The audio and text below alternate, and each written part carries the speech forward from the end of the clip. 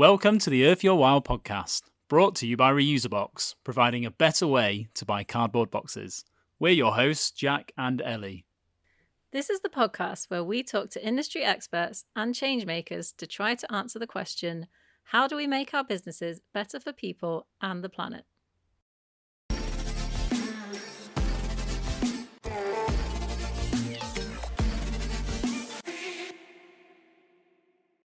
Today, we're chatting with Kelsey Irvine, CEO of Birch Babe, a female and family-led company based in Ontario, Canada, known for their award-winning skincare, body care, and clean beauty products. Birch Babe has built a reputation for creating products that are certified all-natural, vegan, and cruelty-free, all while using premium ingredients and sustainable packaging. In today's episode, we'll dive into the story behind Birch Babe, what inspired its creation, and how this family-led team are redefining the clean beauty industry. What an introduction. Thank you. So can we start off by, could you tell us a little bit about your journey? So how did Birch Babe start, and what inspired you to create a low-waste natural skincare brand? Yeah, so it's my favorite story to tell. It's also a story I've told probably 10,000 times, and I'm not exaggerating by that much. So Birch Babe actually didn't start from myself. It started from our mom. And I love sharing this, that 10 years ago, our mom actually hiked from the southern tip of Patagonia to the northern tip of Chile by herself. It took her 5 months. It was her first time on a plane solo. She just had to get away from her job at the time. And she cried the first few days, like overwhelmed, not knowing what was going to happen next. And when she came home after this solo trek, she just had a realization that she had to do more. She always cared about what she put in her body and the food that she ate, but she realized it was just as important what she put on her body and what was being put into the environment afterwards. And so she ended up going back to school at 60 and got 2 diplomas in organic skincare formulation at a UK school, actually. And so everything's formulated to EU standard. And then she just started making skincare and body products. And the idea was just as clean and natural and effective as possible while being as low waste as possible or plastic free. And then 3 years in, my sister and I both lost our jobs during the pandemic. I actually come from a background in directing and producing, and my sister comes from a background in hospitality. And so we thought, hey, let's just rebrand our mom's skincare company as like a nice thing to do with $500, and then we'll like send her on her way and she can continue doing this at farmers markets, which is fantastic. And little did we know the brand would organically grow from being in 30 stores to now over 400 stores across North America. And we are now a fully full-time female family Canadian 100% owned company. Wow. Amazing. Rockstar mum. Yeah. That's really cool. So can you tell us a bit about kind of what inspired you to join? I know you talked about the pandemic. You touched on that a little bit there, sorry. There's a line from Steve Jobs from forever ago where he actually said that everything in his life had kind of led to this moment. And it was these weird zigs and zags that didn't make sense in the time. And then afterwards they did. And I really feel like that's what happened to me with Birch Babe. And what's important about what made me so passionate about Birch Babe is that I was always passionate about sustainability. Since I was a little kid, I remember we grew up on a 174-acre farm, and we would go for lots of walks.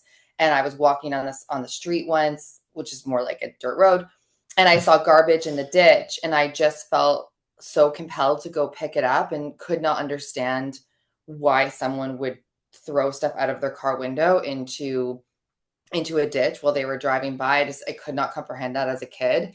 And so that moment really stuck with me. And as I grew up, I had a lot of zigs and zags, but I ended up in advertising first.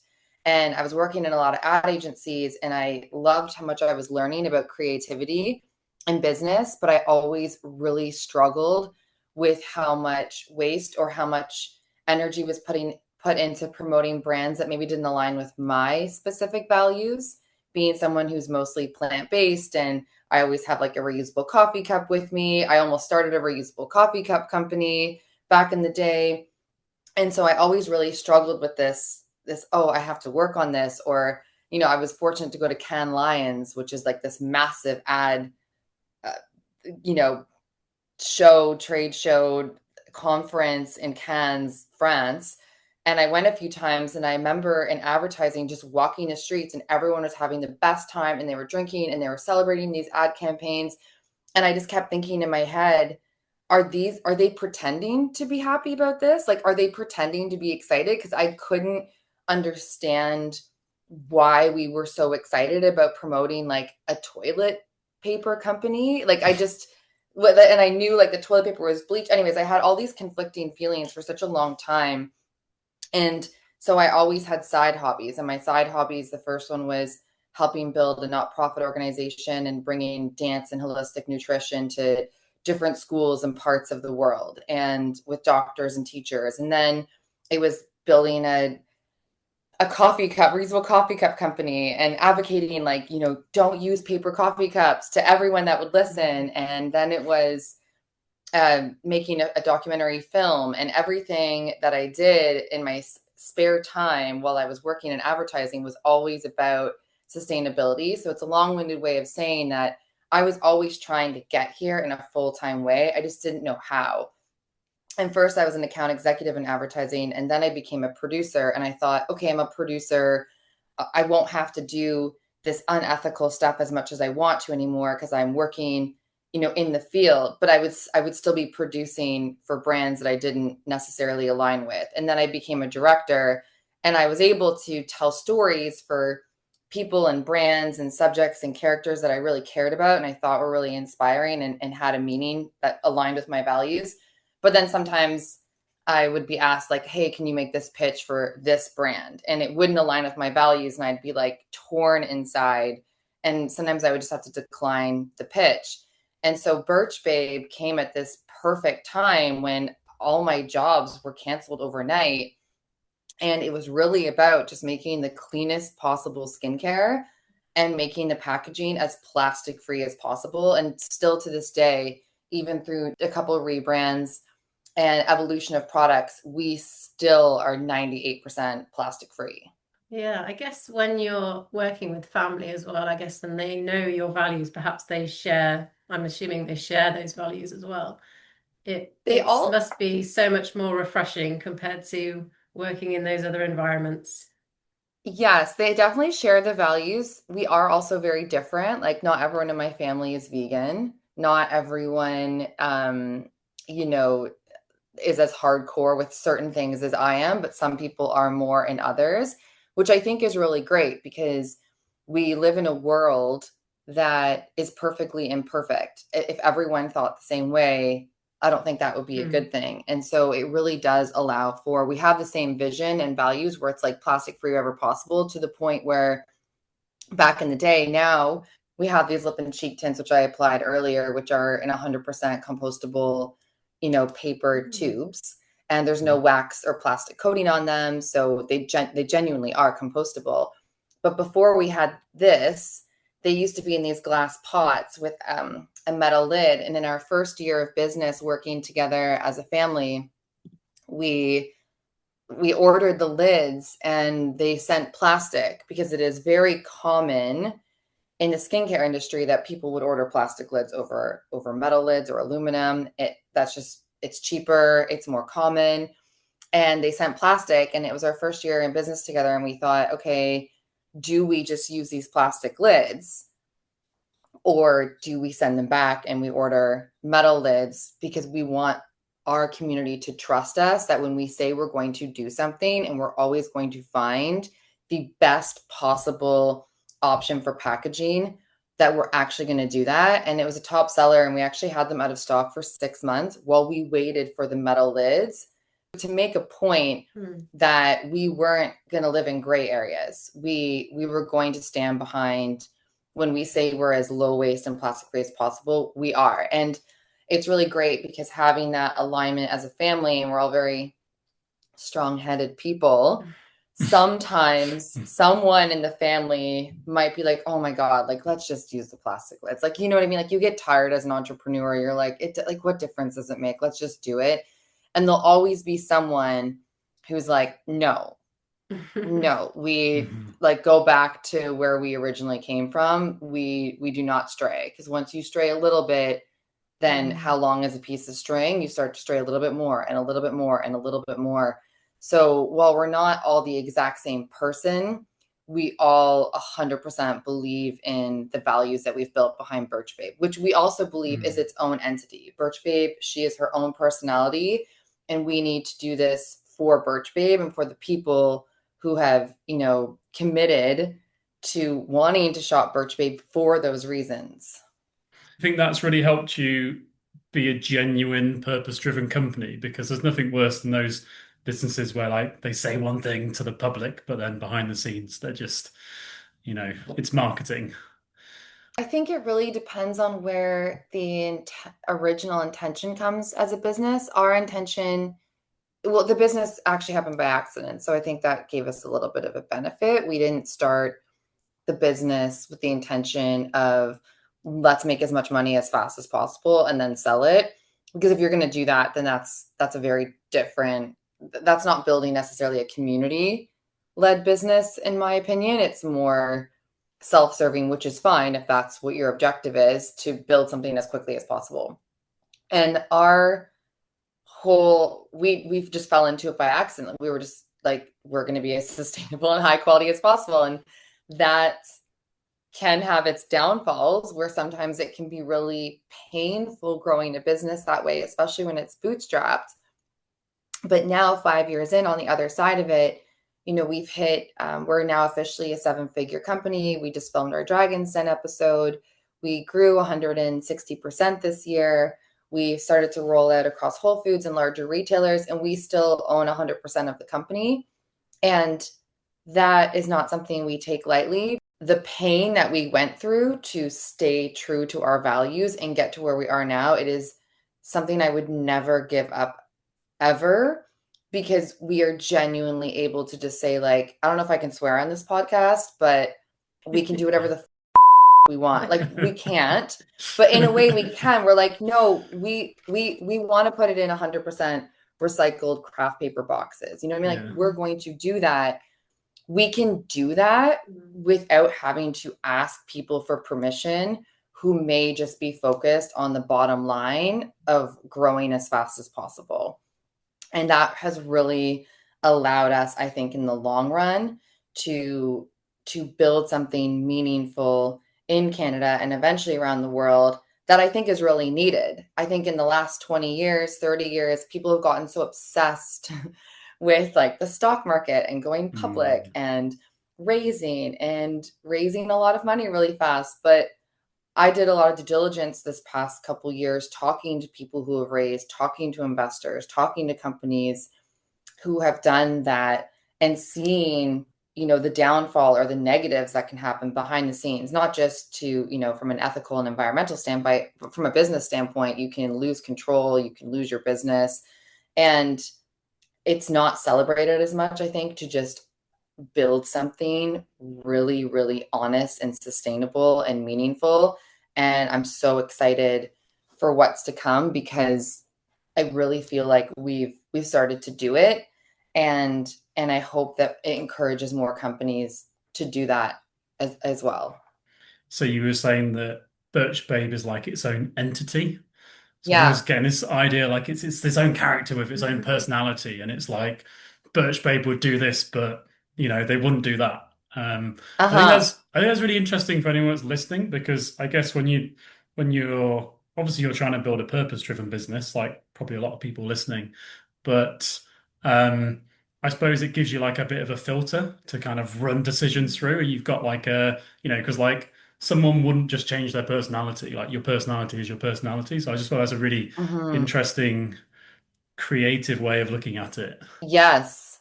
Birch Babe is her own entity, and we have a Birch Babe avatar that we talk to, and she has evolved over time, and their name is Taylor. We picked Taylor A just because it's my favorite name, and so selfishly, but also just because it can go either way. Taylor could be, it could identify as Universal, yeah. he, she, they, doesn't matter. So we chose Taylor, and so Taylor has their own identity, and Taylor connects to Birch Babe. And yeah, Birch Babe, you know, my mom is very, very colorful and wants to wear like zigzaggy colorful tights and have color everywhere and nothing matches. And so sometimes she might want to put that into Birch Babe, or I might want to put a bit of what I like into Birch Babe. And then we have to remember that's actually not what Birch Babe looks like. Like that's not what Birch Babe would do. Birch Babe is a little bit of fun, colorful, but minimalist, sustainable, approachable. And so it's remembering like I'm just here to serve Birch Babe and to help build and grow Birch Babe as if they are a baby in this world. I'm not going to tell the baby like you have to or the child like you must draw this or draw that. It's like it's just guiding the brand child in this world in a really healthy way that's supportive, but then also gives like, you know, some guardrails and direction and that type of thing. I think that's really cool advice for anyone that's trying to do kind of what you guys are trying to do with building a purpose-driven company. So Birch Babe is proudly Canadian, family-owned, vegan, cruelty-free, and certified all natural. How do those values shape your product development and brand decisions? Yes, that is a great question. We're very lucky. I just have to say, we're so lucky that our mom is a formulator. So, for anyone who's not as familiar with the skincare industry, in a very generalized way, there are basically kind of, I'll just say three ways that you can go about it. And this is a very generalized way. So, please do not quote me on this. But you can say, hey, I want to start a skincare company and I'm going to go to a lab and I'm going to purchase sort of an off the shelf product that's already been sort of created. It's generic and I won't really tweak it very much or maybe at all. And I'm just going to like brand it with my own branding. Or you can go and you can work with a lab, maybe that off the shelf product, you can finesse a little bit, you can add stuff to it, or you hire the lab to create something that you're looking for, whether it's a type of skin concern that you want to help solve or a type of formula that you're looking for, whether it's like the color, the texture, yada, yada, yada. And you can work with that lab to formulate it for you, or you can make it yourself. And some people will make it themselves and maybe they, you know, serums and stuff like that. It's a little bit different. You kind of just find your favorite oils, you mix them together. There's a bit more to it than that, but generally like you could mix different oils together. You can go to the Ordinary right now and buy one oil and buy 5 different products and it's just one oil in each product and then use them all together technically. Or when it gets into things like a face cream or a sunscreen, those involve chemistry, a lot more chemistry, even our vitamin C serum. And because our mom went to school and studied an organic skincare formulation and we have our own small little, we call it the lab, in near Bonnack, Ontario, which is basically in like the middle of nowhere, surrounded by forest. We are able to go to her and be like, we found this product. It has a lot of different, you know, toxins or different types of chemicals that wouldn't be certified all natural. We want this product, but we want it natural. And we want obviously vegan and cruelty free. Like, can you make it? Sometimes she'll just come up with a product on her own. Like, I want to make a really good face cream. I know these are great ingredients, but sometimes my sister and I will be like, we want this eye cream, but make it better with all natural ingredients. And because we have the luxury of our mom being a formulator, and just the way that she works, she will sit there in the lab and do 50 to 100 iterations. And just tweak little things here and there. And then we'll work with our community to test it. So because we have that luxury, we have the luxury of iterations and time to perfect a formula to actually make it really, really, really, really good. And we also have we're empowered to know where we're getting our ingredients. So we're buying only EcoCert, Fair Trade, certified natural, vegan, cruelty-free ingredients. We're buying them directly from the source. We know where we're getting them from. And then when it comes to where we are now, where we're scaling, and we're getting to a point where Debbie, our mom, cannot make 7 figures of products every year anymore, sadly, as much as she wants to. We take those hard to produce products. Like I have a couple of examples here, like the face cream, for example. It takes a lot more chemistry. It's a lot more layers. There's a lot more like heat, process involved in creating something like a really good face cream. So we take those really hard to produce products and we have sent them now to a lab. We found the best labs in Ontario, but it's really cool because now we get to go to them, and not only is the price to produce it less for us because it's our IP and it's our formula, but instead of paying them to give us 3 rounds of revisions, I don't even know how many it would be, we can go to them and say, this is our formula, you make it and we'll approve it. And so they actually end up going back and forth with us, which we're not paying for 3, 4, 5 times until we approve the formula is to standard that we've created. And then they'll mass produce it. But even then we'll know, we can say to them, like, we have this formula EWG verified based on these ingredients sourced from this vendor or from this contact. Can you source these ingredients? So we do maintain a lot of control and oversight to ensure that the products are as safe as we say they are and made as ethically as we say they are. Interesting. So you're like, look for good stuff already on the market, and then you're like Birch Babeify it and make it like a better quality. Yeah. Not all the time. Yeah, sometimes not all the time. Like our award-winning hydrating face cream, our mom kind of just came up with that herself because she's like, I want something that's light and safe for sensitive skin and rosacea, eczema, psoriasis, yada yada yada. But when it comes to like our Ruby Rebel lip and cheek tint, my sister, I won't say who, but there's like a mega star who has a lipstick and in a certain color, and they discontinued it, and my sister was just like, can you recreate this? and nice. then we can. You mentioned like you do something with your community or something in terms of like testing or something. How does that explain what that is? I'll use Birch Baby as an example because that was the most extensive version of that. Sometimes we'll just find a group of community members, so people who are regular shoppers with Birch Babe or have shared that, you know, people keep asking for an eye cream, for example. We don't have one yet, but we, you know, we'll say, hey, you're looking for an eye cream. Do you want to be on our list? And we'll send you the samples of the eye cream and you can give us feedback. So we'll work with community on that. When it came to Birch Baby, which we launched 2 years ago, we wanted that to be like the pillar of testing and just really, really hard, actually. So we were like, we wanted to have all of the tests and pass with flying colors. And so we actually worked with a community of 30 families that we specifically sought out. And they all had babies with eczema, rosacea, psoriasis, and or cradle cap. And we went back and forth. Like we would send them the product. They would try the product. It'd be like the diaper balm, the lotion, the shampoo and body wash. And they would send it back with feedback, and then we'd send it back to them. In some families, we did 3 rounds. Some families, we did 7 rounds of revisions. And then once every family was like, okay, I love the product and it's working, then we went ahead and got it EWG verified, which is one of the hardest verifications to get in North America, certified natural, which is an organization in Canada, chemist approved, which is working with a third-party lab, dermatologist tested, which is quite expensive, but also working with a third-party lab, and hypoallergenic approved. And so we will work with the community on a grassroots level and like a more qualitative level of feedback. And then we'll go ahead and get those like actual certifications afterwards.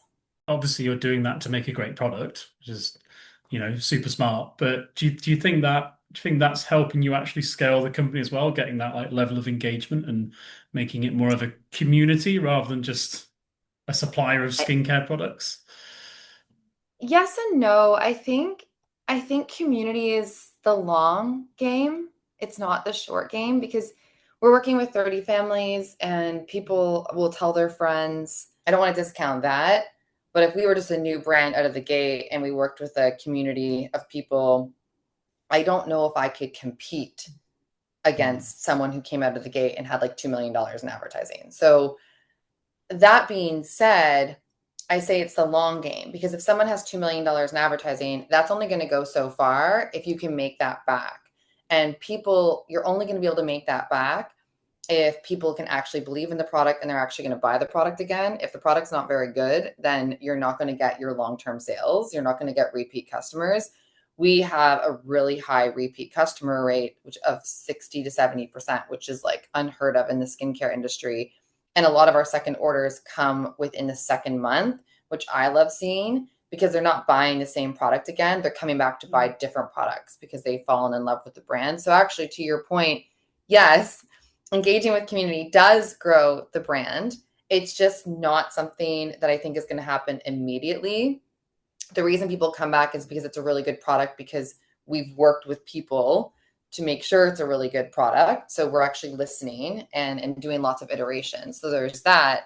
But then I think an even longer game is the word of mouth.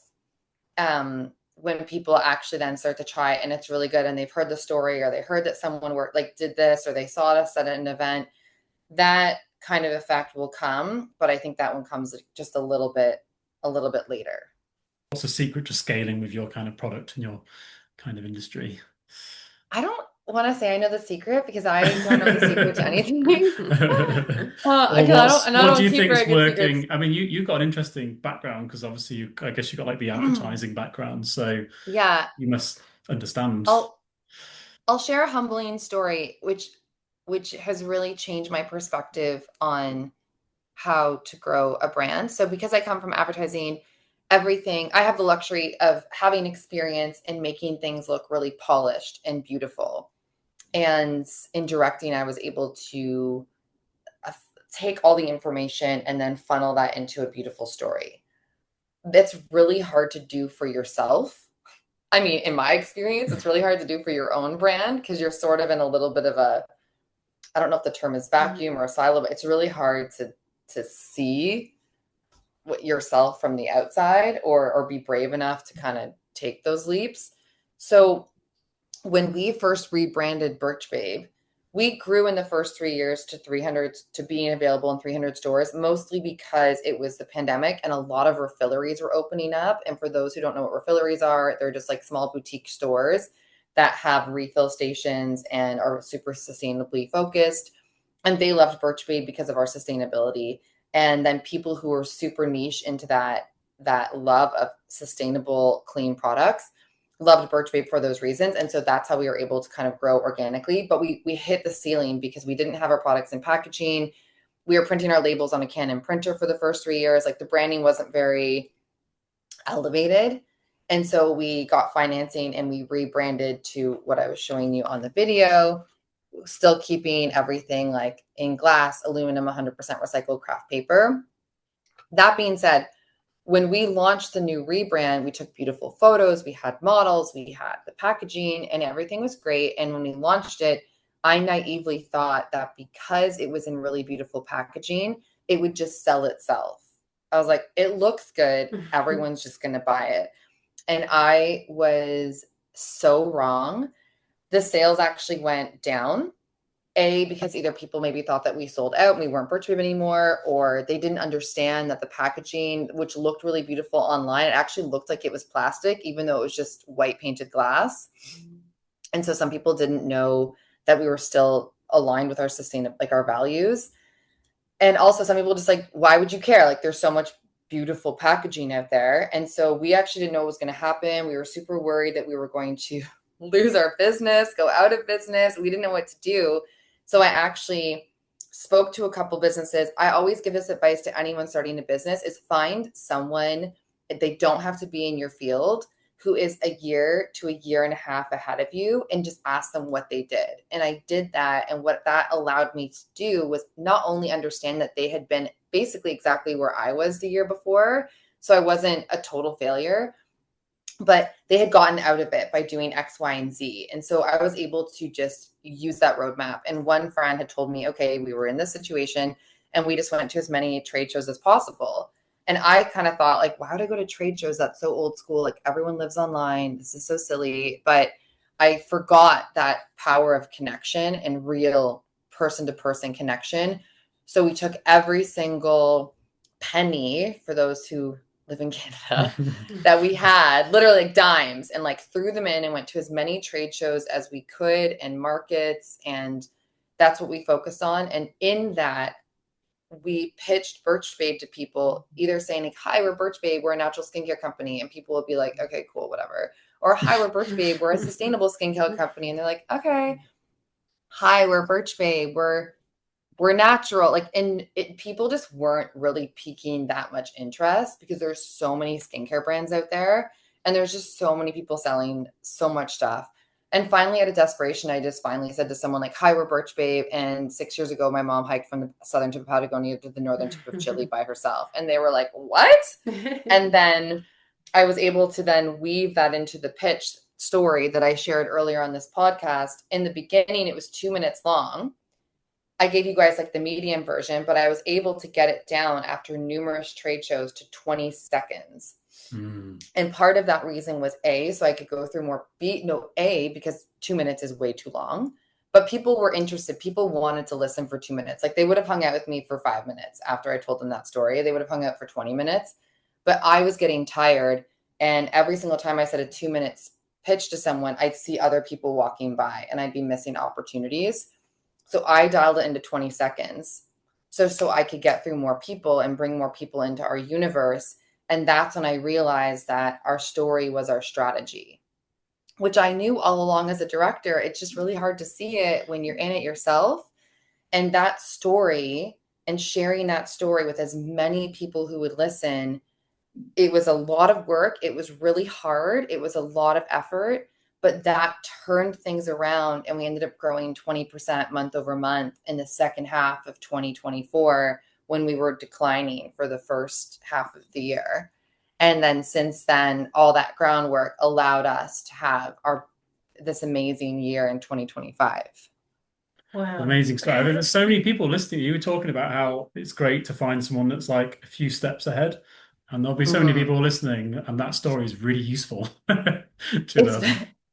It's the most useful thing I would say to anyone starting a business. Like, and like, don't just find them. And like, you'll find some people and they might, I went for coffee with a bunch of people and some people, if you don't feel good after you meet with that person, like keep them as a friend. And I have like quotations with my hand, like they're more of like a business acquaintance in the industry that you can like high five here and there.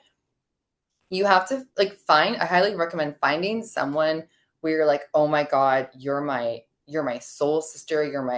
I want to hang out with you more, because you need to find that person who's willing to tell you the dark moments that they don't share on stage when they're speaking and everything just seems like it happens so effortlessly. Because it was when I heard those moments where I was like, oh, it's not unusual that happens when you're building a business. And it's such a game changer. And going back to your story there, like there's just the old adage of like people don't buy what you do, they buy why you do it. And we always try on like storytelling, and people definitely remember stories so much more than they remember another skincare brand. The beauty industry creates over 120 billion pieces of packaging every year, most of which can't be recycled. So can you explain what you're doing to change that? Yes. So we still offer refill in a bunch of refilleries. So we will send our product to refill, which is great. We live in a world where convenience and effectiveness outperforms everything. And so we do have a bunch of initiatives online where it's like everything is in glass, aluminum, 100% recycled craft paper. If there is something with a dropper or a spray or a pump, which are those hard to recycle pieces, we have a partnership with Pact where people can take those hard to recycle pieces and they can mail them into Pact, or they can drop them off at a Pact bin across North America. The thing is, like, not everyone's going to do that. So it is only realistic to the point of like who is going to do that. A lot of people are just going to throw it away. So we do have that initiative. We also have a thing online where people can opt in for a low waste metal lid. And what that means is that if you have a toner and you want to refill your toner and buy another toner, you can just keep your toner spray at home, recycle the aluminum bottle. Aluminum is forever recyclable. And then you can just purchase on Birch Babe the low waste metal lid option, and then you swap in your spray. So we're doing as much as we can on our end. We feel that way anyways. We know we can always do more, but it comes down to people are busy and there's so much going on in the world. Like, people are only going to do as much as they they can do. I think it's a lot to ask for the consumer. I think it's a lot to ask for small businesses to do this, and we're doing it. I'd rather see bigger businesses doing this, to be honest. So for me, if I had 50 hours in a day, which sometimes I think I do, and maybe this will be something I do in the future, I think the best way to help with sustainability is like I'm one business. We just told you all the things that we're doing to help make things more, like we have a mouthwash that is 100% aluminum and there's an aluminum lid on it. You can just recycle that. It's forever recyclable. But then also it's like, how much is that city, is that country investing in actually recycling properly? Like a lot of products aren't even getting recycled. So for me, I think it comes down to a political level. It comes down to a government level where it should be enforced that businesses have to instill these practices, that things must be recycled, use a clear, Germany's doing a fantastic job, I think, in the sustainability space of, you don't see people mixing their recycling when they're recycling it on the street. I know with, there is a lot of, I could get into Germany forever because I think Germany is fantastic when it comes to what's enforced from a brand perspective so that consumers can make easier, better choices. So it's a long-winded way of saying we're doing everything we can, but I don't want to glamorize it by saying that's the answer to all of it, because we can only go as far as we can go in the country and the political environment that we're living in and how much they want to enforce and invest into sustainability. Yeah, definitely. It's got to come from governments. I mean, what about your consumers though? So apparently around 80% of Canadians say they care about sustainability, but only about half say it actually affects what they buy. So from your perspective, what are Canadian consumers really like when it comes to sustainability? Do you think do they take you up on your refill things, or are they not? Yeah, a lot of our customers do. So we do have a lot of, so we always think about when we are debating, like, do we just get the plastic lid? Doesn't matter. Or like, do we put a plastic coating on the lip and cheek tint because it'll look nicer for a little bit longer? We always think about those like diehard Birch Babes from the beginning, from, 5 years ago. And what would they think? And they would not have it. And so that is really our North Star of just what would Taylor want us to do. And you're right, like people want things to be sustainable. It's a really nice thought. Of course, we all want a cleaner environment, but I think it's a lot to ask for a consumer to change, to be perfect when it comes to purchasing stuff. There's so much pressure and advertising and, pressure to be thinner or happier or better at whatever. And then there's all these products that promise that they're going to do that. Even if someone's the most sustainable person ever, one day they might be like, well, I'm just going to buy that and I'm not going to think about the packaging because like I want that to fill this need. That being said, we always keep it as the underlying promise that we have. So I went to a conference a couple of years ago, and it was in the beginning of building Birch Babe. And in the beginning, you're a little bit naive, at least I was, where I'm like, everything has to be sustainable. That's what we're leading with. That was the messaging that we led with. That was everything that we talked about. And then, he kind of shared, like, in a study, customers care about effectiveness. They care about the design and packaging, convenience. Sustainability is like number 5 or 6 on the list of actual wants that come from a consumer. And that's just human nature. And that made me realize, okay, we can still be sustainable. We can still do better than we think everyone else is doing in that area or than most. But that's not what we lead with. We lead with the fact that we actually have like really clean ingredients and the product is just as effective, if not better, than like a luxury skincare brand. And then the benefit is that you can also feel good knowing that we have a moral compass that we stick to. And if we promise we're going to stick to that moral compass as being as sustainable as possible for the future generations, then that we're also going to stick to our promise of using the most clean ingredients and the most effective formulas wherever possible. So for us, it's just a given. And whether, customers want to take it or leave it, that's great. But I don't expect that that's the reason why people are just buying Birch Babe.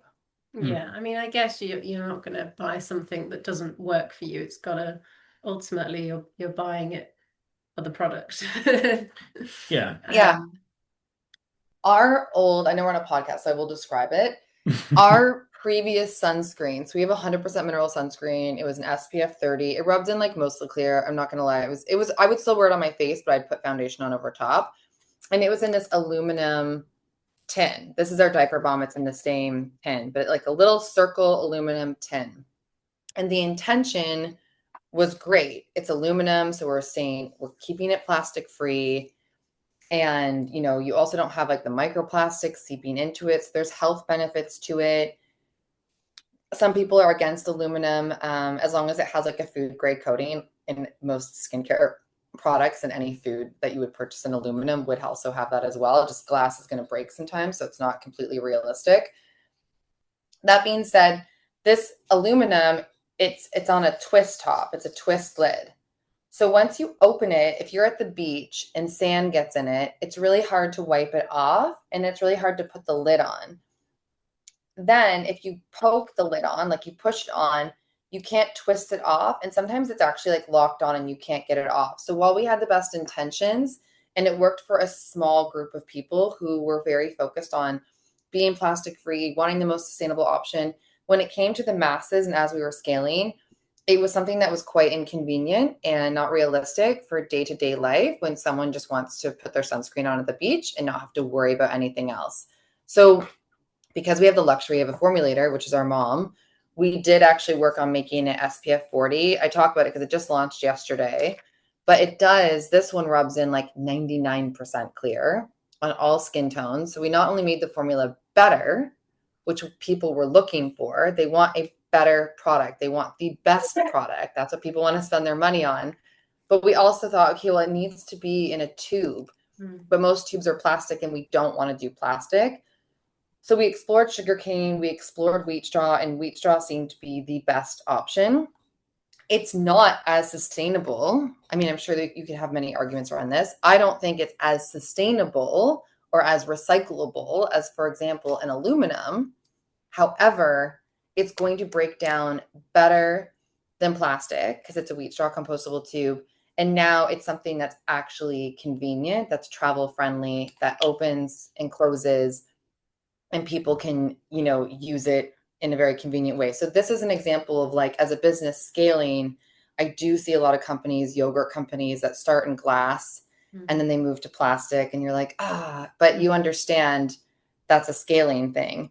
We wanted to be able to scale, but we still wanted to be able to, maybe it's not as pristine or perfect as we thought aluminum would be, but if you don't have a product that people can use, it's not really helping anybody. And so that's a situation where we're like, okay, wheat straw is the next best thing. Yeah, I mean it's really tough for businesses, isn't it, to scale but still keep your like ethics and your environmental commitments, to keep that like front and center as you scale and try and really ramp up your volume.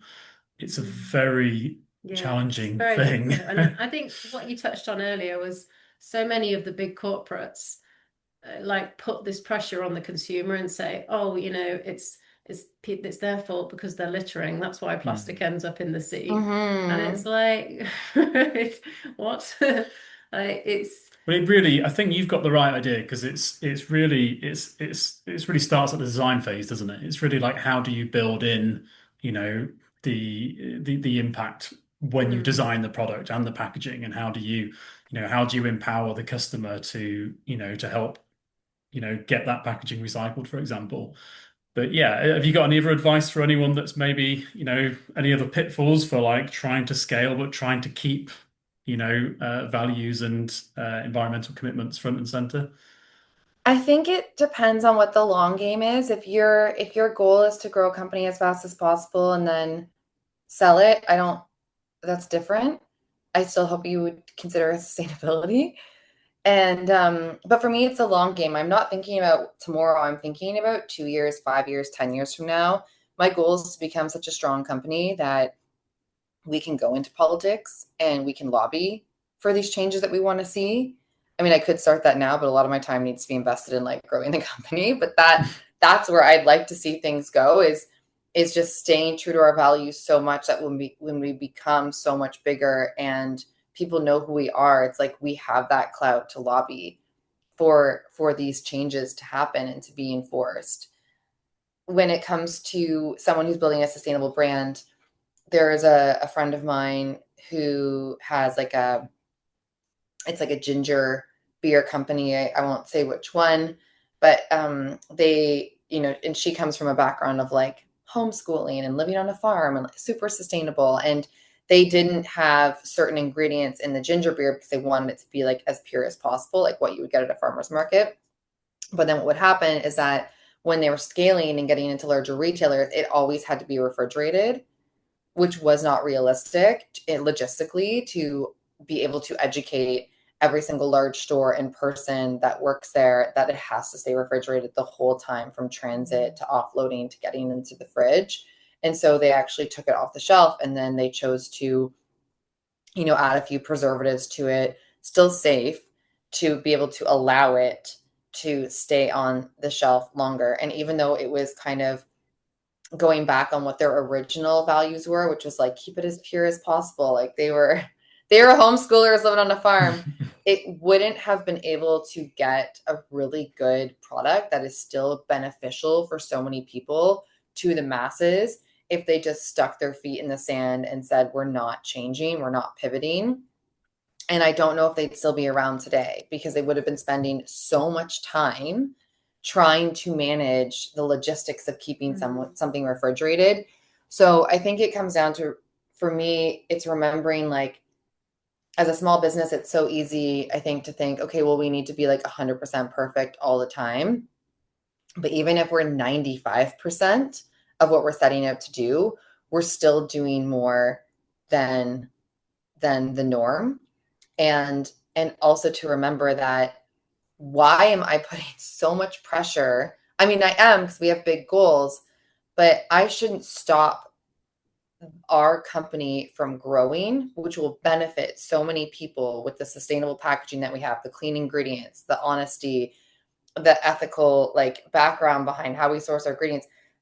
That, why would I cripple us from scaling because I'm trying to strive for perfection when we have these large conglomerates that are scaling and they're doing the base, like bare minimum, in my opinion, when it comes to some sustainability practices.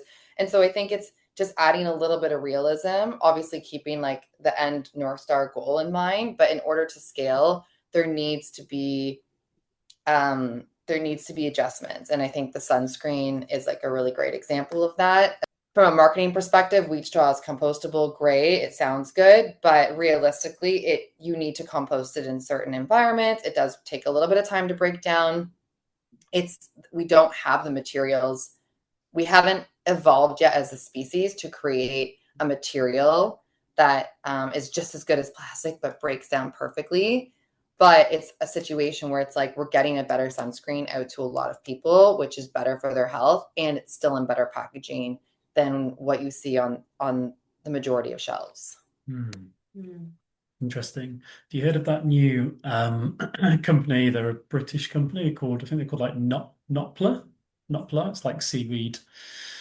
Yes, and it's the plastic seaweed. alternative. It's You can, so like, eat cool. it. I know. Yeah. I can't wait for it to. I've been like following along. I think Stella McCartney's doing a lot of stuff in that world, or maybe it was Tom Ford. I can't remember, in like the fashion world, of trying to find an alternative to, it was like the plastic soft. I think it's called cellophane or something, and they were trying to find a softer material, a better material for that wasn't plastic, because that stuff takes a long time to break down and it's floating around in our oceans. I might have the names of the designers wrong who were focusing on that. I know there was like an innovation challenge or something happening, and I just thought it was so cool, because once that starts progressing, then everything else starts progressing. And there is the seaweed plastic. I saw that. But again, we have to wait. Like, it has to catch up and make sure. It's got to be commercially viable. Yeah. Is it? Yeah. And is it is it going to allow for the ingredients in this product to be shelf stable?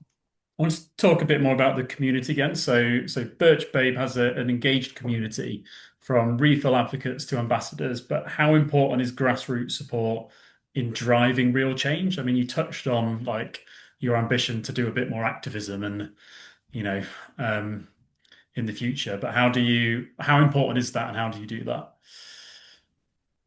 We do it a lot. We connect with our community in a grassroots way. We actually just opened a store where our lab is, which is it's in Northbrook, Ontario, which is basically 3.5 hours outside of Toronto, and it's population, I don't know, 100. So it's a really weird thing to open a store there. But we did it because a lot of people were coming to the lab and just being like, is this Birch Babe? I want to check it out. So we decided to open a store there. So people would have somewhere to go. And oddly enough, it's actually quite busy. People come there all the time. And that's a really, really, really, really, really small scale example of engagement. But I think it's a really important example because that's where we make stuff. That's where we're from. And if we are engaging and connecting with our immediate community, then that is an example of how we connect to everyone else. We're not just like, oh, we're from Northbrook, but like, let's forget about them because it's such a small town and we're just going to focus on the big cities. No, we're putting our small community first because that is the hub. That's our family. That's where we're from. And then we take that and we replicate that we're in other places that we go. So we always, when we're invited, we always try to show up and do as many in-person engagements as we can, but not only show up at the different retail stores that we're at and meet people in person, like the people at the store, the sales clerks, the people that come in, so we can actually connect with community that way. We have high hopes of doing like a cross Canada drive in a Birch Babe truck. So I'm just throwing that out there. And then we also do it by showing up at big trade shows. Like we're doing the One of a Kind show, which is happening in a few weeks, and it's 10 days. It's really important for us to be there and meet with people in person. And so we do plan to keep community at the forefront as we grow. And next year, in addition to the stores, we're hoping to do more pop-up events, even if it's just with 10 people, because one, it's fun, and two, it's just really great to get real feedback and actually meet with people, especially with all the deep fakes on the internet. Like our videos on the internet are pretty realistic because it's just us talking, but nothing compares to seeing something in person. So if you had unlimited resources, what's the one big sustainability idea you'd like to bring to life? I originally thought it would be great to do get a refill bar everywhere in every single shop around Canada, Nice. but which I think is a nice thing to have. I don't know if everyone's going to use it. The average person might, but then most people, I don't think it's going to solve the issue. I think it's a nice thing to do, and I think it's important.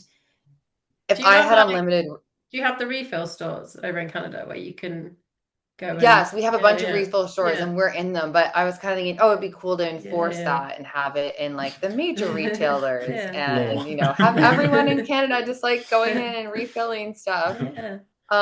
Unfortunately, I just don't know if the Western world is is in that mindset enough at this moment in time, maybe soon. But if I had unlimited resources, and time, which sometimes I think I do, then I would lobby on a political level to enforce that certain language can't be used without proper testing when you're saying things are natural or certified natural or clean, or just getting some clarity around that.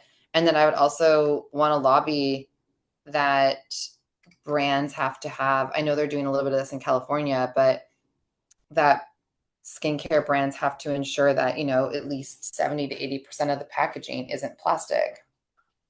And there's a bunch of other things that we could lobby for as well when it comes to, the cleanness of the ingredients, the efficacy, where things are sourced from. So I would want to create a movement behind that, because if that can be enforced, I just think that's a much bigger change than asking customers to remember to bring their refill glass bottles to the grocery store, when it can be hard to remember to bring your reusable bag. Yeah. Absolutely. I'm so bad with that. The amount of times I go to the shop and like, Yeah. And what's it I'm like, like? and I'm the person, Everything. I'm the I'm person that correct. wants to do it. Like it's in my mind all the time. Like I have a reusable coffee cup. I want to bring a reusable bag and I even forget it. So it's just, I think it needs to come from a government level. It needs to come from the top.